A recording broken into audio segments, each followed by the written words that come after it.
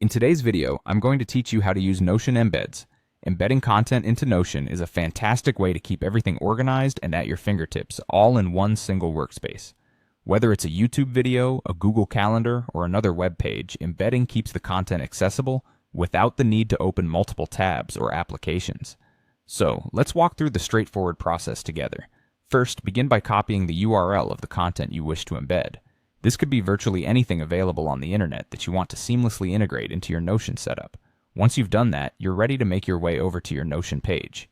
If you haven't done so already, open up the specific Notion page where you wish to place your embed.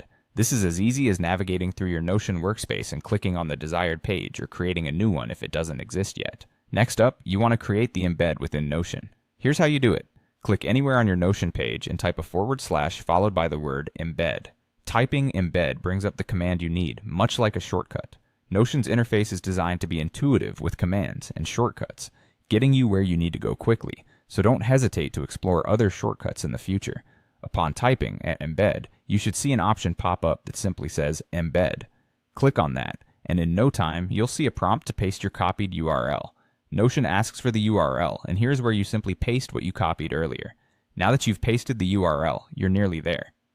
Look for the option on the screen that says Embed Link, and give that a click.